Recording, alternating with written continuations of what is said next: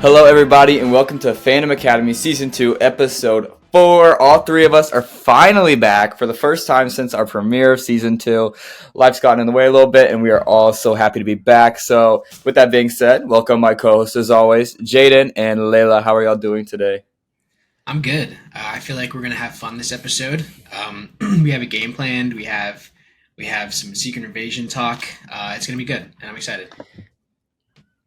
Yeah, it's good to be back. I'm excited to talk about Secret Invasion. I feel like we all have some very different opinions going on with this latest episode, and also just it's a week until Barbie and Oppenheimer, and we've got so much to talk about regarding that and a fun game to play, like Jaden said. So yeah, I'm really excited. Let's do it. All right, and with that being said, make sure you follow our TikTok for episode highlights, giveaways, and some more content. I was talking about the Hunger Games on there the other day, and I plan on watching Catching Fire at some point this week, so I'll put an update for that on there too. Yes. But let's get into it. Talked about this a little bit in the intro, but Secret Invasion Episode 4 dropped this week. Jaden, take us away. Yeah. So this is gonna be spoiler chat, obviously. So if you haven't seen it at this point, tune in later after you've watched it. But instant reactions. I enjoyed it. I was on a bit of a. The first three episodes were kind of slow for me. I had some issues with them, as you heard in my last talks about them in previous episodes. But I'm like half and half on this episode. I enjoyed parts of it. I absolutely despised other parts of it. And I think that we're kind of again with the same thing that we were talking about last time. There are a lot of seeds are being planted, a lot more questions are being asked, and it's like, yeah, 2 episodes left to kind of answer these big questions, and it's like, damn, we're kind of running out of time here. But yeah, CJ, what did you think of episode 4? So I agree that this episode had some good moments. I really liked the action scene, like you were saying. I thought that was really good. But other than that, I think this was probably the lowest point of the series so far. And with this episode being passed and only two more left, I really just think this series isn't clicking for me right now. I don't really love it. I held my breath for the first three episodes thinking we'd get something, but the highest highs of the season for me have been with Olivia Colman and interactions between Talos and Nick Fury. And we got to end to one of those things in this episode and then just no mention of the other. So it really just didn't work for me. A really short runtime too. There was a big reveal in this episode too that I didn't really love. And also, I know we'll talk about this later, but the beginning of the episode, I did not love it at all. I thought it was cheap. I thought it seemed like something they were trying to do to get people talking and people kind of, I don't know. It just seemed kind of cheap. Yeah, I know what you mean. Yeah. And the beginning was when we realized that Gaia is actually still alive, and she had taken the Super Scroll serum or whatever we're gonna call it at this point. But yeah, I kind of agree. But at the same time, I am glad that we still have Gaia. Layla, what did you think of this episode? Yeah, I'm very conflicted on it. Like I feel like a lot of people are as well because the first three episodes I kind of had some high hopes for this. I was like, oh, okay, this could be really exciting and have some big reveals that could really get a lot of people on board and really enjoy the series. But kind of like you were both saying, it was a really short runtime. It just felt rushed. And because there's only 2 episodes left, I feel like we've had this with Disney Plus shows before when it's just so hard to imagine a good ending when there's such little time left to fit all of these things into they need to cover. There's so many questions that haven't been answered, and it's I feel like they're just it's really complicated in my head. I'm just who's a scroll, who isn't. I know there's been reveals and some are still up in the air, but it's just I hate secrets. This show is stressing me out because I just need to know who's real and who's not. And that there's only 2 episodes left, and I don't know. I cannot see this ending in a way that we all thought it was gonna end. But then I'm like, what is it gonna lead to? Is there gonna be is it gonna lead into the Marvels? But then people saying the Marvels is set before Secret Invasion. It's just, there's so many questions that I have that are just stressing me out, and a show should not be stressing me out. I should be enjoying it. But like you both said, there were some high points in the episode for sure. Talos and Fury's friendship is one of my favorite things that we have gotten out of this show. And I'm so glad that Gaia is okay, but I feel like her death and then like reincarnation was very cheap, like you guys said. But yeah, and I as much as I hate Gravik, he's kind of an icon. I don't know, like Squirrel I'm like Daddy really number one. no, literally, like I'm really enjoying his character and like seeing like how just ruthless he is. But yeah, I think he's one of the high points of the series as well. I think yeah, he's a really strong villain. for sure. I And like agree, CJ said, and Olivia Colman that's too. Is he okay? Go. yeah, absolutely. Yeah, and so that's actually so we've touched on the fact that Gaia had supposedly died in the previous episode. I think that it's kind of becoming more of like a question of, oh, who's gonna die this episode? Oh, is she really dead? It's like we're not asking who's Yeah, a scroll. We're like, oh, are they really dead? It's like that's what they're using as their cliffhangers. 3 out of the 4 episodes, somebody's died. Like big characters have died, and it's like, what are we doing? It's like I feel like the the conversation is no longer like we were saying, like who's a scroll. It's is are they really dead? You know what I mean? And that's kind of one of the turnoffs for me, especially. And I guess I already kind of said it. In this episode, Talos had supposedly died. Now, did he really die? Again, we don't know. That's the question that we're asking, and it's kind of a weird thing. You know what I mean?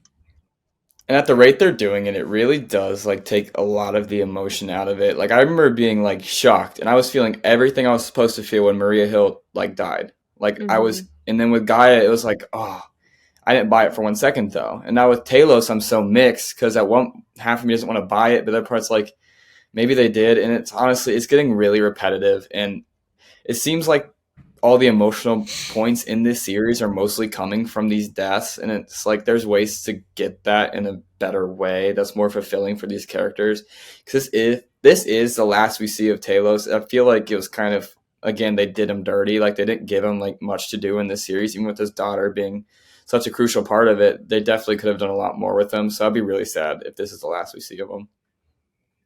Yeah, no, I agree, and I kind of was saying this before.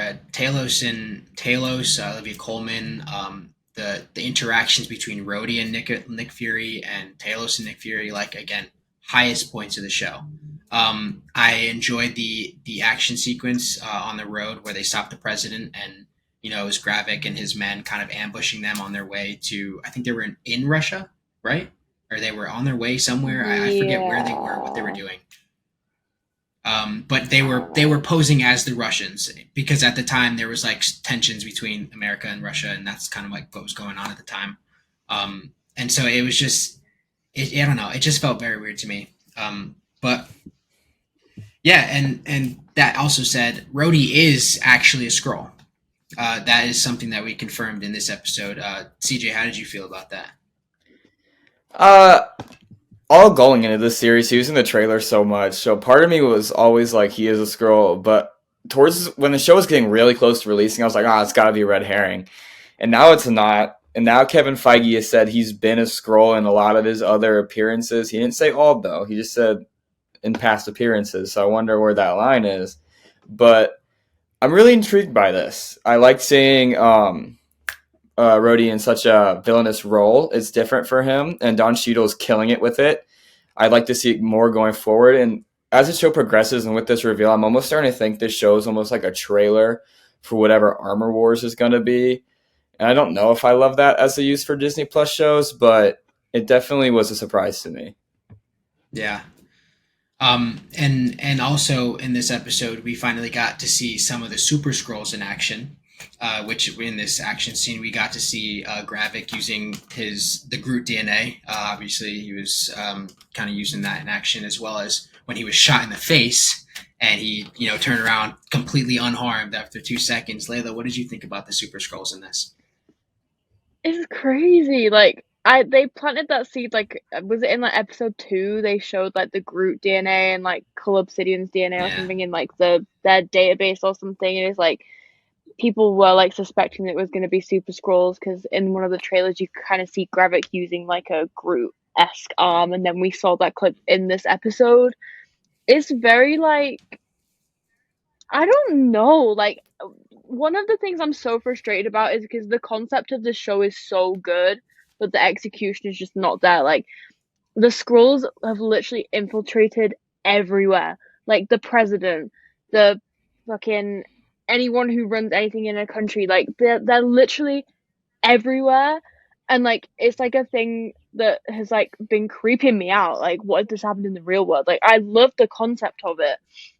And like seeing this all be executed, and like the MCU is so like strange but cool, and it's like they have superpowers, and it's like, but like what more can they do?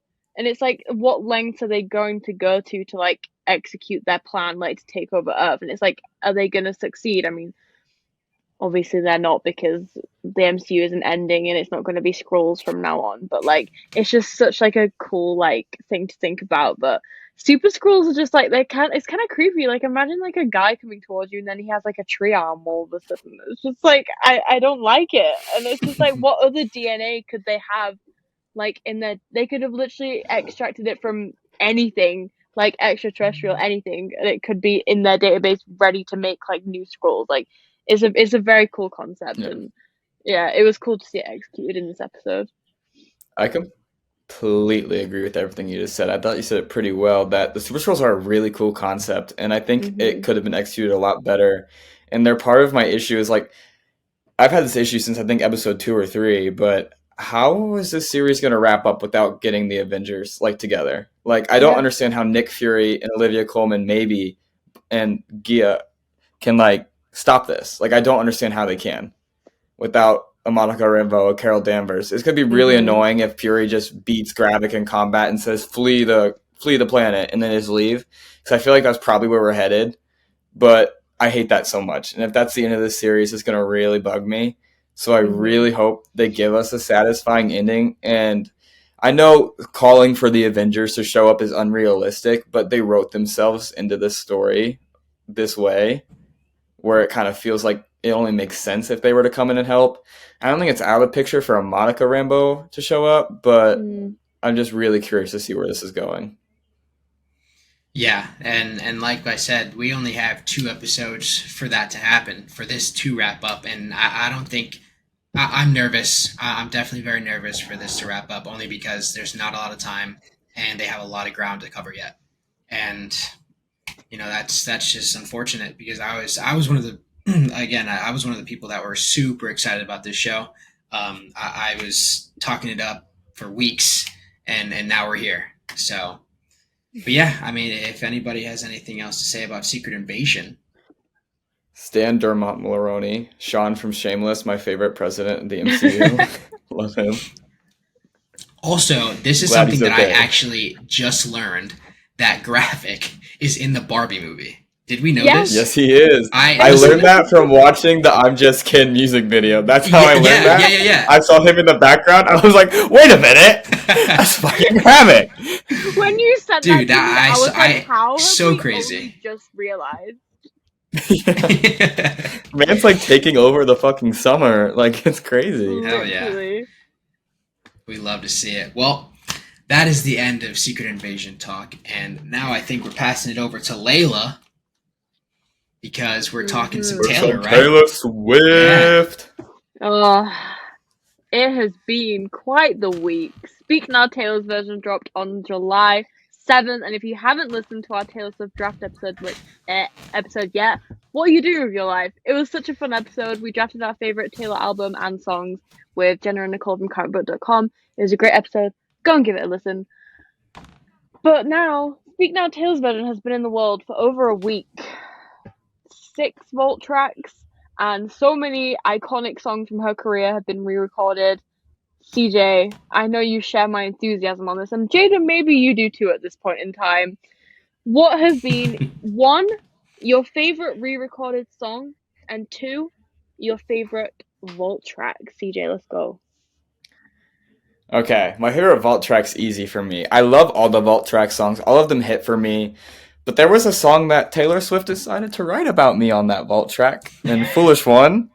I was so honored to have a song written about me by Taylor Swift, and it is easily my favorite. It's so relatable in so many different ways. And the melody's fun. It feels like old Taylor, like a lot, and I love that about it.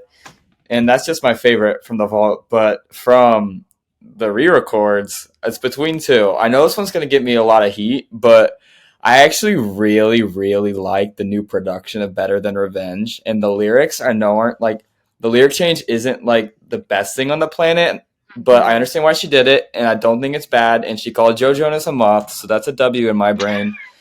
So and plus like the new added rock elements, the heavier guitar and drums is really fun. It feels like a rock song. I really love it. Yeah. Our friend Damon, who's really into the rock genre, gave it a 9 out of 10 on his scale, which he really loved. Another song Damon loved, which is one that's tied for my favorite re-record, is Dear John. It's my favorite on Speak Now. It's my favorite on Speak Now re-record.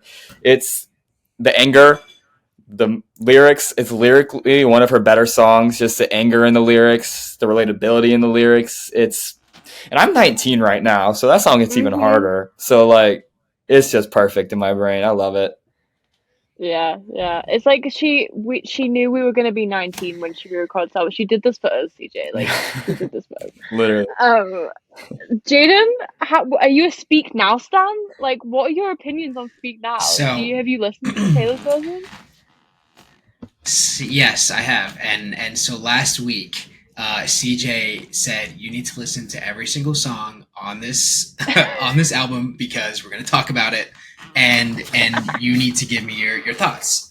And so I was like, okay, I'll do that. And so I made the mistake after last week, after I was warned several times about Never Grow Up. Literally, Oh no! killed me. Literally killed me. And I'm not like an emotional person, like in terms of like when I listen to something, it's obviously I'm emotional, but like this one really made me cry. And like I don't cry like that. It was so intense. But I mean, I don't really have a favorite other than that. I mean, again, like CJ said, Dear John is probably one of the most iconic on here. Just because of the premise behind it and the lyrics and everything. Yeah, right. Fuck John Mayer for real. I love that. Dear John is definitely like one of the iconic Taylor songs. Like everyone loves it. It's one of her most passionate songs. I posted a TikTok of me and one of my best friends listening to the whole album for the first time. It's like one of my favorite videos. We went on a drive. We do this whenever a new album drops. It was just so like, because obviously the songs were going to be different, but I was just so unprepared for how like mature her voice sounds now. Like, because you're so used to listening to Speak Now, the stolen version, and then you put on Taylor's version, you're just like, it's so different, but it sounds incredible. It was such an experience. My favorite Vault track, the first time I listened, I was hooked on I Can See You. Like the guitar, the opening to that song is laced with something, and the music video too is incredible. Taylor Lautner and Joe King, amazing. But I also really like When Emma Falls in Love. That just like has hit for me. I love that a lot. And Timeless, I have had on repeat for like the last 2 days. Like I don't know these Vault tracks are all so strong. Like I love them all so much. And my favorite re-recorded song, I said this on the day, but I was given like a new appreciation for Sparks Fly.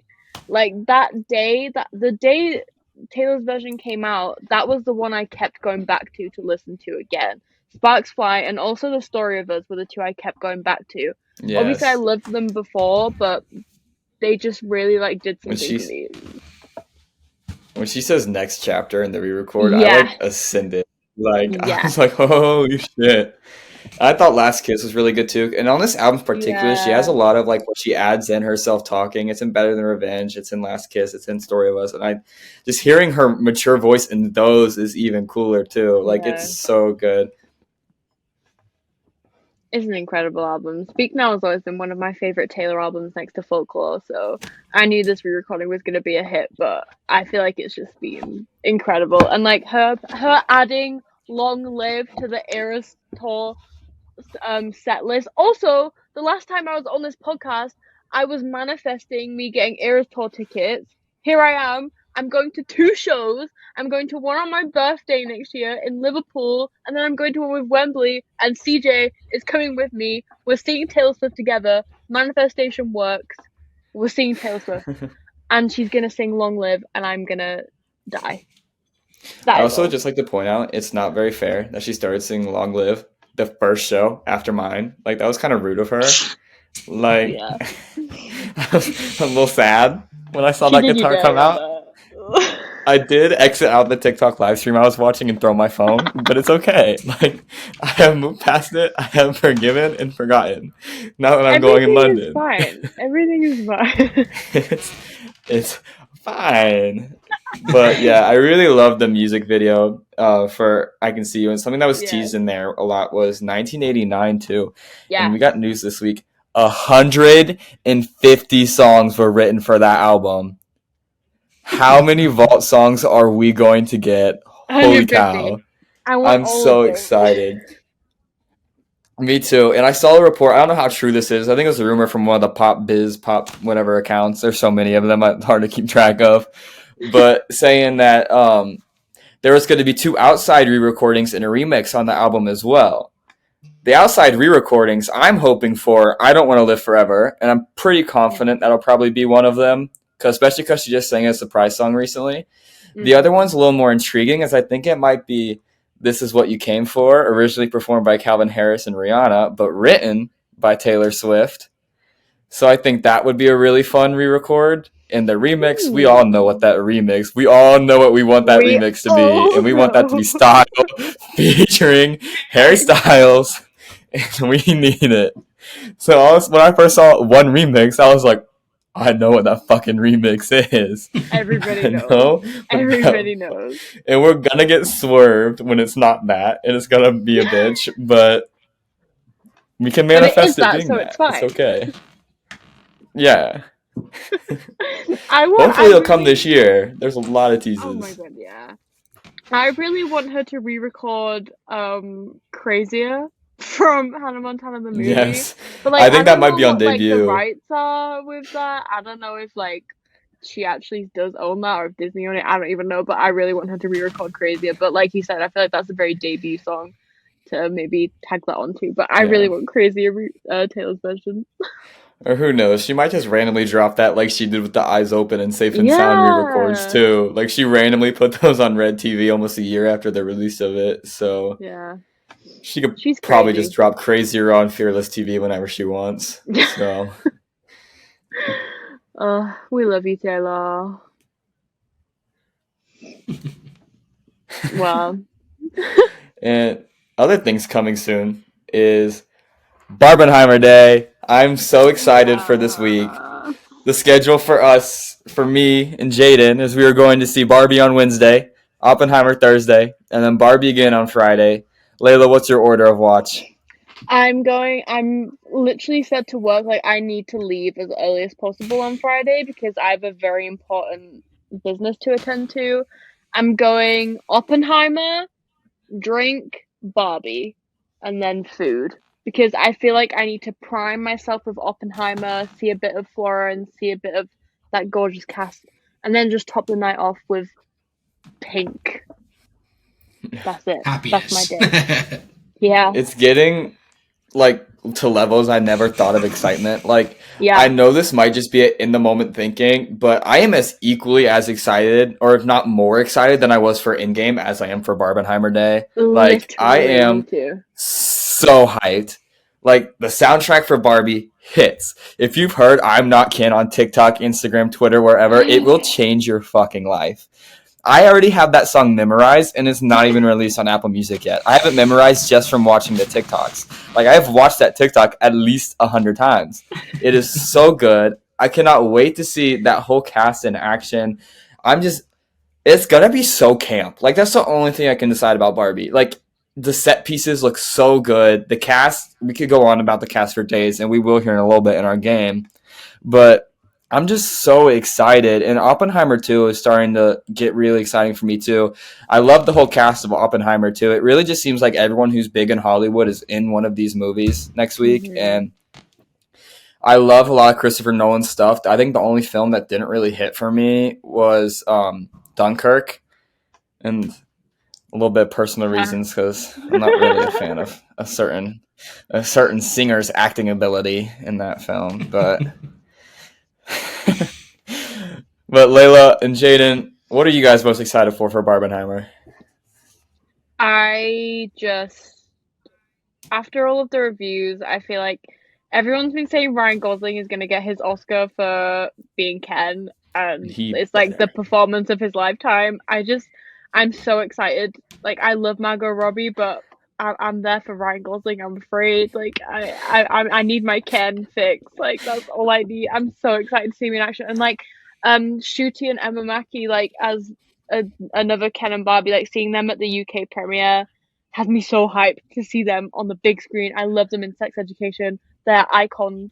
And like this whole cast, I'm just so excited to see in like It's silly outfits, crazy. saying silly words in a silly film. I'm so John excited. Cena as a Kin Man Oh or my Merman. There's God. the pictures that released of that. The Kin Maid, I think it's called. Ken Maid, yeah, Ken I Maid. can't. Yeah. I can't.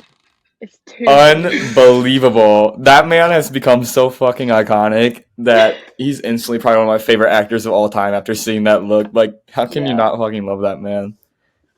So good. I think this day in cinema is gonna go down in history as like literally one of just the greatest days in Hollywood history in terms of just like going to the cinema and everybody being there. It's packed. It's a double feature.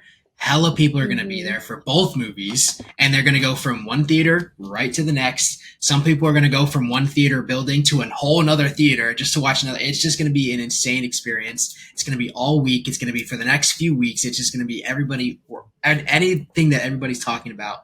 I'm so excited for it. I just re-downloaded Twitter today, and it's just going to be a great time just to see everybody rave about it. It's gonna be a wild ride, and like we've mentioned 100 times on this podcast in the past weeks, this cast for both of these movies is unhumanly. I don't know if I've seen two as good a cast as these outside of like Knives Out movies and like Endgame and Infinity War. Like, these casts are loaded. So we turn that into a little bit of game. I have 11 clues here about actors from either Barbie or Oppenheimer, and Layla and Jaden are going to be going head to head to see who can name them first. So we have the rules are: when you think you know the answer, scream the movie that you think it's from. And then if you are right, you can guess the actor. If you are wrong, your opponent has a chance to steal. Oh no. Okay. Let's begin. Start off with the easy one. Okay. This person is becoming one of the most prominent actresses in Hollywood. A bit crazy, a bit fantastic. Barbie But this actress, yes, is Margot Robbie. it is Margot Robbie. Oh shit. The crazy hinted at her past as Harley Quinn. The fantastic pointed at her rumors as being Mrs. Fantastic in the Fantastic Four movies. The last line is: this actress is everything. Jaden is up 1-0. Let's get to the next one. This actor can be sometimes hard to see. He's great at keeping peace, winning Barbie. championships, and you can Barbie. find him under Layla. John Cena. Correct. It is John Cena from the Barbie movie. You can't see him. That was a dead giveaway. Sometimes can't be seen, he says. All right, we have a tie game. 1-1 right now. Let's get going to the next one. Trigger warning for Layla in this clue. No. This actor could be described as a Martian and one of Ben Affleck's best friends. Oppenheimer. On July 21st, Jaden. Is that Matt Damon? It is Matt Damon from Oppenheimer. Correct. 2-1. Jaden. Oh, I'm stressed. All right. Next clue. This actress can be known for singing in the woods or being our favorite nanny. But she could also be the real life Pam to our Jim.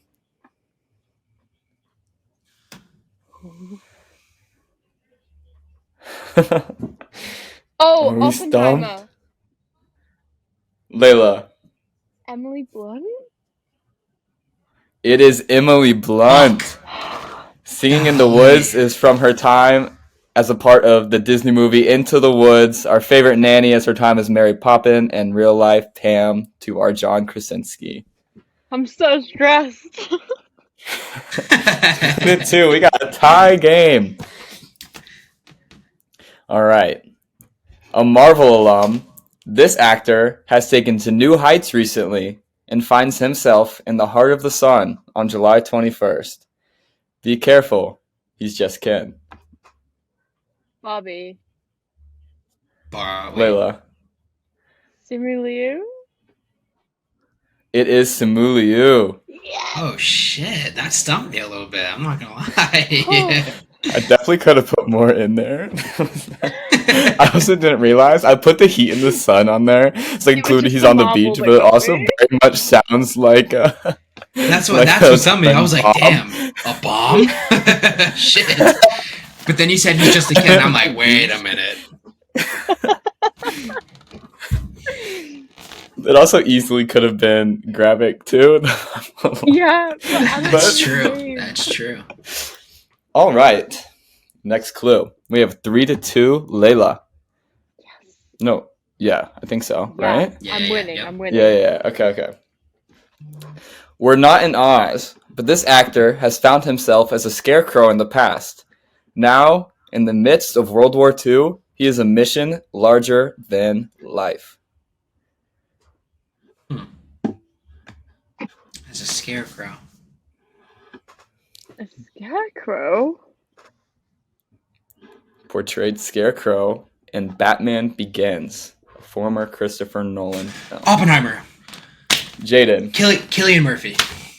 Correct. It is Cillian Murphy from Oppenheimer. 3-3. Close game. This is one of my favorite clues I've written for this next one. Oh no. Get this actor some mac and cheese and away from Harry Styles, because she's taken over the world, and not just Layla. Florence Pugh. It is Florence Pugh. Not the mac and cheese and keep him away from Harry Styles. That's funny. That's good. References to Hawkeye and our beloved hate film, Don't Worry Darling, directed by she shall not be named. All right, Layla has a 4-2 lead over Jaden, heading into our next clue. 4-3. 4-3, yeah. Hercules, a jazz musician, a driver, and a Mickey Mouse Club alum. This actor, based on what we've seen on July 21st, his city of stars will be shining bright from all his future award gold. Bobby. Layla. Fuck. Ryan Gosling? It is Ryan Gosling. Layla taking a bit of a lead. Oh, 5-3. She needs one more to secure the win. It's okay. With 3 clues left. This is my stopper moment. One of the scariest villains takes on a less scary role on July 21st. Barbie. Hopefully, he's who... Jaden. Is it? I don't know his name, but You need his name. Gravik? You need his Yes. name. You need Shit, his name. what is his name? Golly. Can I look it up? I don't know his name. Shares a name with a similar name to another famous actor. In this different order. Shit. He's Googling it right now.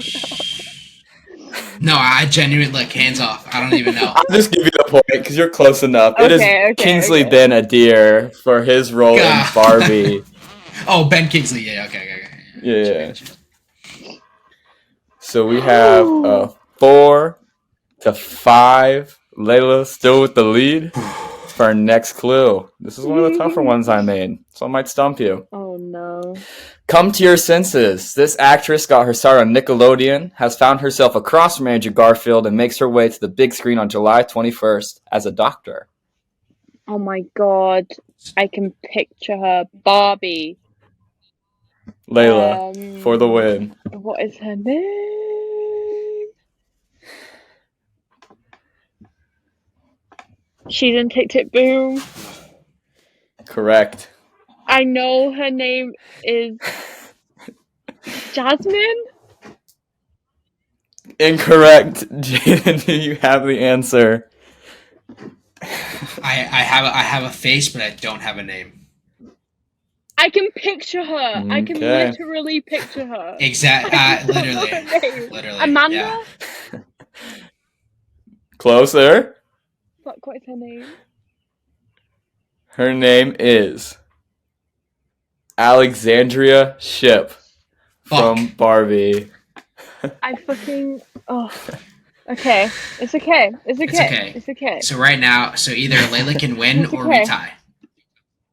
And if we tie, I'll pull another one out of my ass so we don't have a tie. Okay, bet. One of the most profound actors of our generation says this is the best movie he's ever been a part of. And on July 21st, in a time of Barbenheimer. war, he seems to play a big role. Layla, Robert Downey It's probably Jr. it is RDJ for Oppenheimer. Layla, you have won our Barbenheimer Oh, game. dude. She was quick with it. She was quick, yeah.